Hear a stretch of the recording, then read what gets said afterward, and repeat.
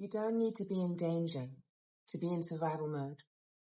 Most people are cycling through fight, flight, or freeze every single day of their lives without even realizing it. Let's break this down. So I'd like to explain to you what it actually is to live in a state of fight, flight, or freeze. And this is basically survival mode, all right? Most people are living in this state without realizing it because there's no immediate danger. There's no lion chasing them through the street, right? But they're living in a low-grade state of anxiety, panic, sensations of not sort of coping with everyday stimuli, everyday situations. Let me explain. Okay. So the first one that we're going to break down for you is fight. Okay, now this can range from low-grade irritability to picking a fight with virtually everybody for any small reason, just so you can get your fight out. Okay. Now, fight can look very different for different people. A male in fight mode will be a lot more aggressive, perhaps. A female can also be aggressive, but it'll be in a different way, right? So fight mode can look like you snapping at your husband for no reason. It can look like you not being able to manage, sorry, the kitten behind me. Yeah, she's very sweet, but she just wants to be where we are all the time. So it can look like your teenager picking a fight with you for no reason, okay? It's not necessarily fighting. It can also be, say, for instance, you go to work and you have a very stressful work environment. Your boss is not so nice to you, shouts at you all the time. Your colleagues are not so great either. There's a lot of tension. You bottle this up all day long. You store it, you store it, you store it. You're not necessarily an aggressive person, but it's quite a lot to accumulate over a day, over a week, over a few months. And when you get home at night, you're exhausted not from your workday, or not just from your workday, not just from getting ready and driving to work every day, not just from the basic, every day going to work and coming home, but also from that sort of overstimulated stress that you're experiencing at work because of your work environment, right? So you come home, you walk through the door, all you want is a moment of peace. Your husband didn't put the butter where the butter belongs, and you snap.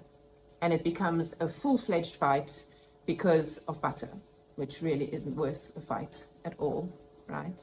So that is also an example of fight. It's not necessarily that we want to be there. It just happens because of the stimuli that we're presented with in the outside world, okay? So that's one example of fight. Fight can be very intense, okay? It can be someone who grew up in a very bad sort of situation or in a bad environment, a bad neighborhood, and they've learned that the only way to get through life is to be in that protective state, because that's basically what fight is. It's protecting oneself and saying, I'm the bigger fish in the sea, try and mess with me and see what happens, right? That's fight. Or it's that situation where you go to work. That's not you trying to be the biggest fish in the sea, that's you letting off steam because you're frustrated, okay? So fight can present itself in many different ways. Then you have flight. Okay, flight once again can present itself in so many different ways. Flight can be, say for instance, you've got a kid and he's at school and he punches someone on the playground, right? And the teacher calls you and says, hey, Tommy punched someone on the playground. We need to sort this out. Come in for the parent meeting. And you say to your significant other, to your wife or your husband, I can't deal with this. It's not on me, it's on you. You deal with it. You're so much better than him, than me with him. You handle this, this is your story. You hand the responsibility over to someone else. That's you in flee mode, right? You're fleeing the scene, giving it to someone else, saying, yeah, you handle it, right? But it can be so much more than that as well. That could be you that's tired that day and you just can't take another thing onto your back, and that's perfectly fine. That's perfectly normal. We all have those moments where we just cannot handle one more situation. Okay, life is hectic, I get it, but flight can be so much more than that. Flight can be someone who is never in the wrong, never does anything wrong, never says anything wrong, always blames everything on everybody else, basically pushes anyone away that tries to contradict that. So if anyone stands up and says, hey, actually, you acted like this and it really wasn't cool, that person will say, well, screw you, you're out of my life. Don't want to have to deal with you anymore. That's another example of flight. And often those people tend to lose the ones that are most important to them slowly but surely, because it becomes a very strenuous situation to be in when that person is acting out and behaving in a certain way that other people don't enjoy, or that's not really something that people can accept, someone with healthy boundaries would accept. And then when that person with healthy boundaries steps out and says, hey, this wasn't on, that person pushes you away and says, no, but it's his fault, it's her fault, it's never my fault. Right? That's another situation where flight can be very relevant. And then another situation where flight can be quite tricky is addiction. Now, this is one part of it that most people don't really address or don't speak about. But people that don't want to live in life often turn towards addiction because life is too hectic. You know, emotions are too hectic. Things are too intense to deal with. And instead of turning towards themselves and facing what they're feeling, looking at who they are and analyzing in some kind of way who they are, and trying to deal with what's going on inside of them, they turn towards things like alcohol or drugs or sleeping tablets, for instance. I know of someone who goes to work every day, comes home, drinks themselves into a stupor. They do this Monday to Friday, and then when Saturday and Sunday comes, they literally wake up in the morning, take a sleeping tablet, sleep until the afternoon, have a few drinks, sleep again until the evening, wake up, has some more alcohol, sleeps it off, and does exactly the same thing on Sunday, and then wakes up to go to work on Monday and repeats the cycle. So that's a very extreme case of flight, of someone who just can't be in everyday life and has decided to run away in the most intense way possible. Okay, so those are the three sort of examples of flight, and I'm sure there are other ways that people have figured out how to flee their own lives. But let's move on to freeze. Now, freeze is one that most people don't talk about, and I think it's one that is very important to talk about. Now, I'd like to make a little distinction here. Some people that are stuck in freeze are diagnosed with depression. Now, I'm not saying that everyone with depression is in a state of freeze, but a lot of people that do go into the state of freeze are diagnosed as depressed. So let's discuss what is freeze, right? Freeze is when the outside stimuli becomes so intense that you somewhere have a click in your brain that says, I actually cannot deal with this anymore, and you shut off. Like an AI robot, right, with an off switch, the light is still on, maybe it's still charging, there's still some current running through it, but they're not on, they're not animated, okay? So someone in freeze, it's many different situations can happen for someone to get into freeze. Say, for instance, you were in a really big car accident. Maybe you lost a parent or a child. Maybe you were bullied at school and told for a very long time that you were worthless and that you were not good enough and that no one would ever accept you, right? You go into a state of either shock, where you're in a state of freeze, and that's normal. If you've lost someone or if something really bad has happened, then a state of freeze is totally normal and even healthy, because it does help you to just keep everything quiet for a while you deal with things. And in that circumstance, when it is a shock to the system, like an accident or losing someone really important to you, you will come out of freeze eventually and face the world again, right? But if it's something like, say, bullying, for example, you might start believing that person, that bully, what they said to you, right? And you might start believing that you're worthless. You might start believing that you have no place in this world. You might start thinking that you're so different that you'll never be able to fit in with your peers, right? So you start to retract. You start to go inwards, okay? And you start to live in your own little world that you've created for yourself, where you are no longer engaging in the world around you. People like this often stop eating or eat very little, do nothing all day. It gets perceived as laziness, you know. This often happens with teens. Parents will say, oh, but you do nothing all day. All you want to do is play video games and be on your phone, and, you know, you're not taking care of yourself. Look at your room. They're probably in freeze because they can't deal with what's happening outside. And this happens to adults, it happens to teens, it happens to, you know, it can happen to anybody.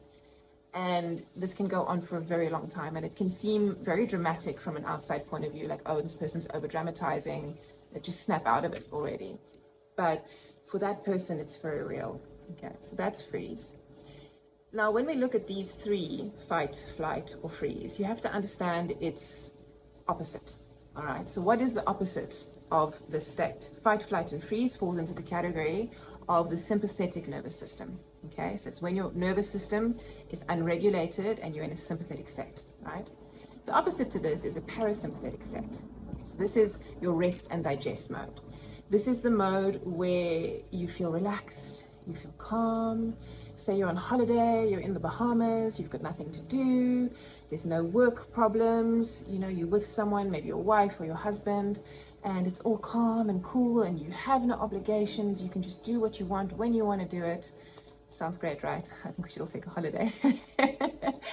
You know, that is a way that you can live in the parasympathetic state, when you're totally calm and cool and there's nothing there to create stimuli that would upset you. Okay. The parasympathetic state feels very calm, and generally we get there by activities like breathing really slowly with a long exhale.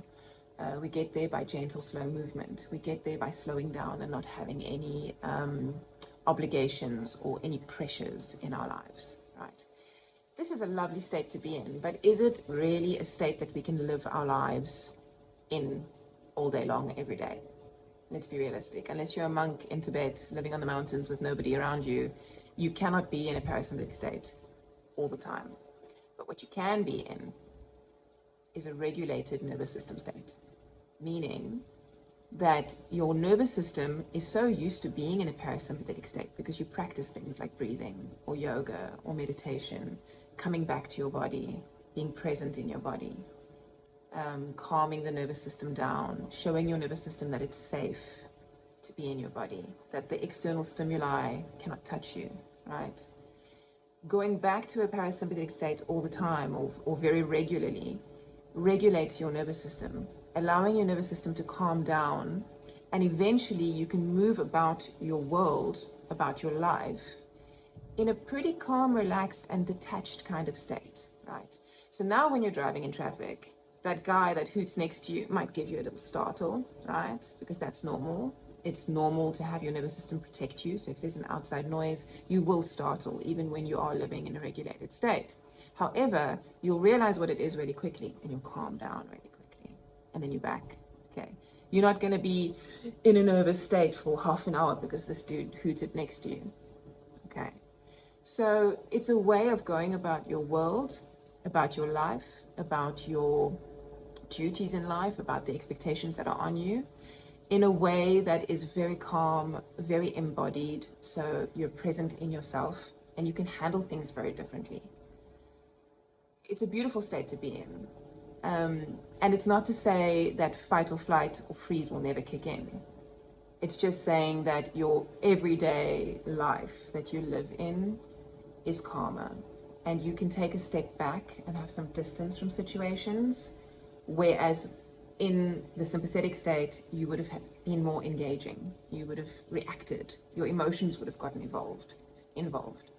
Whereas in the parasympathetic state or in the regulated nervous system state, you would probably take a step back first, and then you would analyze, and then you would think about it. How do I want to approach this? And sometimes that can be just a few seconds, you know, and you can walk away with no emotions. You can engage on an unemotional level. When I say unemotional, I don't mean there's no compassion or there's no love or there's no joy.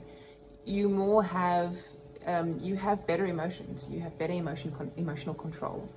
And you're able to walk away from people that don't serve you or that are not aligned to you.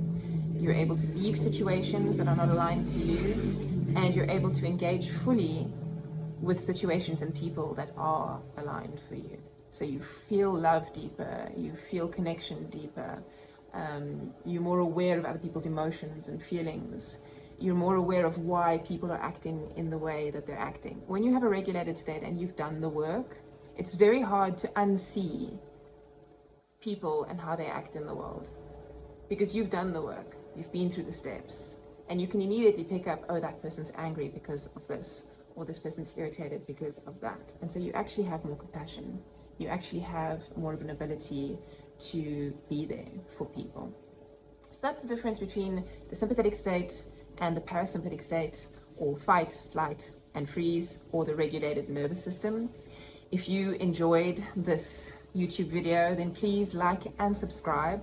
I'll be posting more videos like this with a lot more information, and eventually even some activities that you can do, or some practices that you can do at home to help you to shift into the parasympathetic state.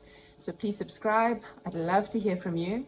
And if you did like this video, don't hesitate to comment in the comment box below, fight, flight, or freeze, or parasympathetic state if you like. That's fine too.